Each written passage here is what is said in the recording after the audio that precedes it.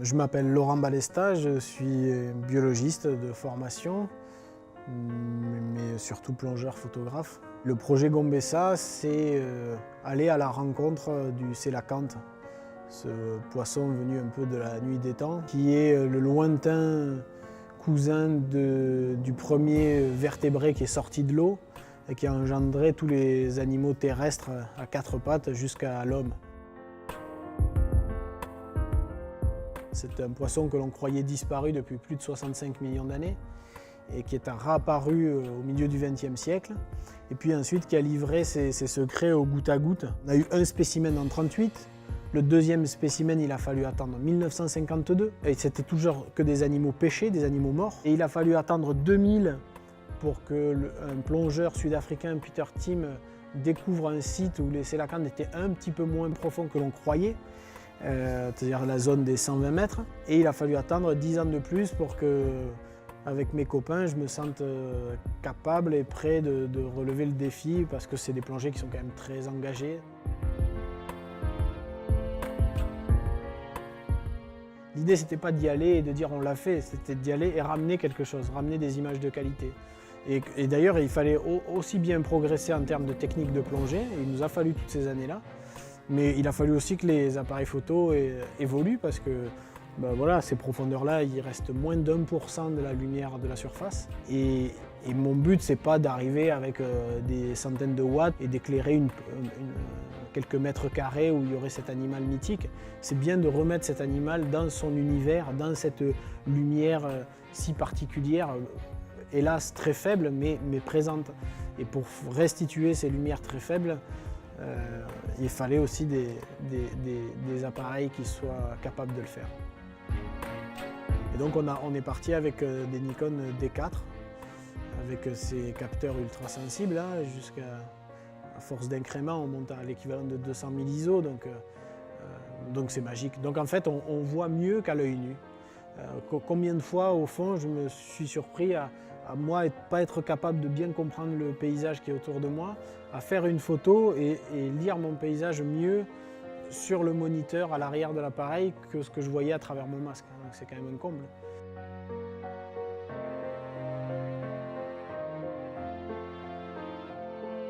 Ce que je voulais faire cette année 2013, à la différence de 2010, c'était précisément rajouter une dimension scientifique. En 2010, j'avais deux satisfactions. La satisfaction du plongeur, on venait de faire une plongée très difficile, que personne n'avait pu faire avant. Et puis on avait fait des images que personne n'avait fait avant non plus. Donc il y avait cette double satisfaction. Mais il y avait une frustration d'un point de vue scientifique parce que qu'avions-nous apporté à la connaissance de l'animal? Pas grand-chose. Donc c'est pour ça que j'étais allé voir les paléontologues et les spécialistes au muséum à Paris, les spécialistes du sélacanthe. Et eux ont élaboré un protocole qu'on a appliqué au fond. Une des choses les plus intéressantes et les plus compliquées à mettre en œuvre, c'était étudier le mouvement de ces nageoires, qui sont si particulières, puisque ce sont des nageoires qui sont pédonculées, qui ont comme un petit avant-bras avant la nageoire, qui est l'amorce de ce qui va devenir donc les pattes des animaux terrestres. L'idée des chercheurs, c'était de filmer à haute vitesse, avec des caméras à 1000 images secondes, les mouvements de ces nageoires et de les filmer avec deux axes différents. On a fait quelques prélèvements génétiques qui, j'espère, pourront peut-être permettre de savoir si les individus qu'on a échantillonnés sont de la même famille, par exemple. Est-ce qu'il y a un instinct grégaire familial? Est-ce qu'au contraire, ce sont des animaux très différents? Et enfin, tout à la fin de l'expédition, j'ai réussi à placer une balise acoustique sur l'un d'entre eux. Et c'est une balise qui va enregistrer les déplacements de l'animal pendant 9 mois. Et malheureusement, ces informations, on ne les a pas en temps réel, puisque aucun signal GPS ne traverse ne serait-ce qu'un mètre d'épaisseur d'eau. Donc à 120 mètres, a fortiori, on ne peut pas avoir les informations. Le 13 février 2014, à minuit, la balise va se décrocher d'elle-même du dos de l'animal et devrait rejoindre la surface. Et à ce moment-là, envoyer toutes ces informations via le satellite Argos et on récupérait toutes ces informations. Donc, voilà. Le seul doute, c'est que si cette nuit-là, le sélacanthe ne sort pas de sa grotte, la balise va se décrocher du dos de l'animal, mais les informations vont remonter et se bloquer sous un plafond d'une grotte. et elle se sera perdue pour toujours. C'est les risques de cette manip. Toutes ces plongées et cette expédition, le public pourra le découvrir à travers plusieurs médias. D'abord un film sur Arte, un prime time qui devrait passer mars ou avril 2014, la date n'est pas encore arrêtée. Et puis un livre également qui sortira aussi en début 2014, qui reprendra les meilleures images de ces deux expéditions. Et puis il y aura un webdoc produit par France Télévisions qui va tenter de reconstruire une plongée et une descente vers le canyon, aller à la rencontre de l'animal et qu'on se sente en quelque sorte à la place du plongeur. Ce projet, il arrive à son terme, bien sûr, mais en même temps, c'est aussi un début. En poursuivant le Sélacanthe, on s'est surtout aperçu du potentiel énorme qu'il y a à ces grandes profondeurs, que ce soit en termes de découverte animalière, mais que ce soit aussi en termes de prise de vue.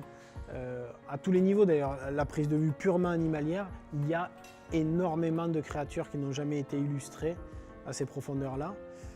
Donc ça, c'est déjà hyper motivant. Et puis il y a un univers, une ambiance qui n'a jamais pu être illustrée parce que les appareils photo jusqu'à présent ne le permettaient pas et que désormais avec les capteurs ultra sensibles, on peut mettre en lumière le monde des ténèbres.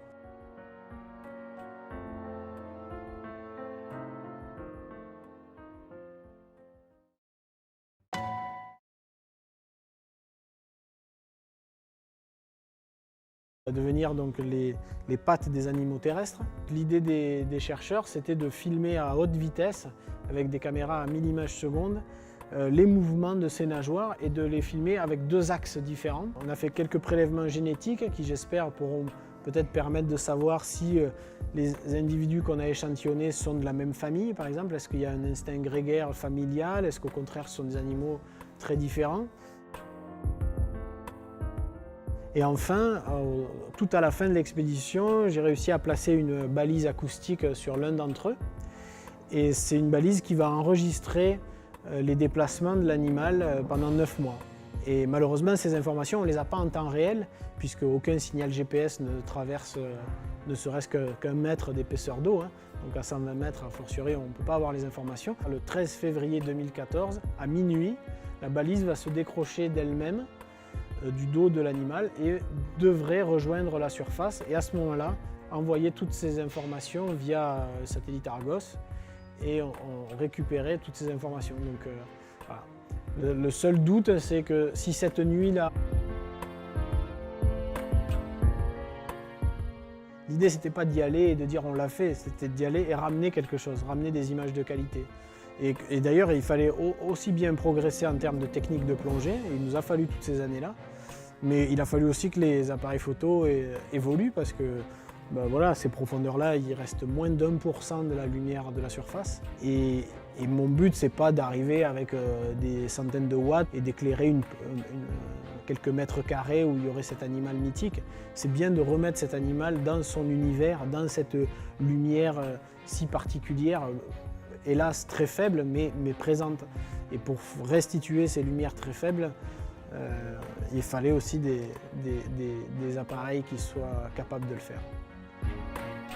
Et donc on est parti avec des Nikon D4, avec ces capteurs ultra sensibles, jusqu'à force d'incrément, on monte à l'équivalent de 200 000 ISO, donc c'est magique. Donc en fait, on voit mieux qu'à l'œil nu. Combien de fois, au fond, je me suis surpris à moi pas être capable de bien comprendre le paysage qui est autour de moi, à faire une photo et lire mon paysage mieux sur le moniteur à l'arrière de l'appareil que ce que je voyais à travers mon masque. Donc c'est quand même un comble.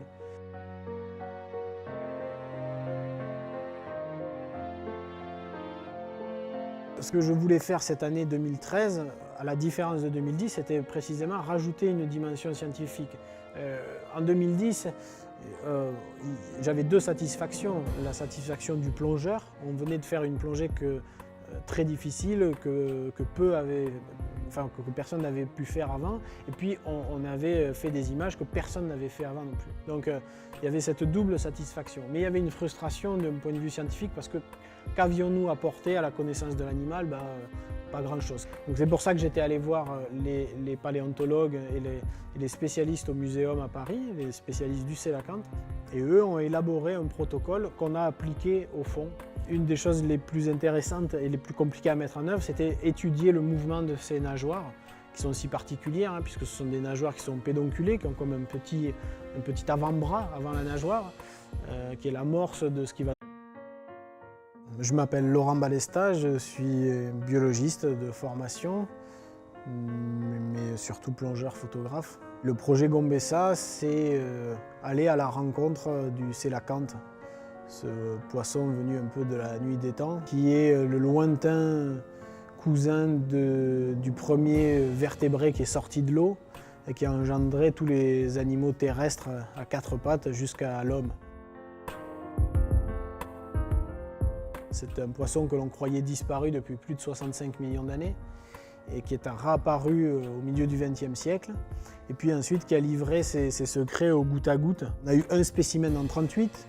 Le deuxième spécimen, il a fallu attendre 1952. Et c'était toujours que des animaux pêchés, des animaux morts. Et il a fallu attendre 2000 pour qu'un plongeur sud-africain, Peter Tim, découvre un site où les sélacanthes étaient un petit peu moins profonds que l'on croyait. C'est-à-dire la zone des 120 mètres. Et il a fallu attendre 10 ans de plus pour que, avec mes copains, je me sente capable et prêt de relever le défi parce que c'est des plongées qui sont quand même très engagées. Le sélacanthe ne sort pas de sa grotte. La balise va se décrocher du dos de l'animal, mais les informations vont remonter et se bloquer sous un plafond d'une grotte et elle se sera perdue pour toujours. C'est les risques de cette manip. Toutes ces plongées et cette expédition, le public pourra le découvrir à travers plusieurs médias. D'abord un film sur Arte, un prime time qui devrait passer mars ou avril 2014, la date n'est pas encore arrêtée. Et puis un livre également qui sortira aussi en début 2014, qui reprendra les meilleures images de ces deux expéditions. Et puis il y aura un webdoc produit par France Télévisions qui va tenter de reconstruire une plongée et une descente vers le canyon, aller à la rencontre de l'animal et qu'on se sente en quelque sorte à la place du plongeur.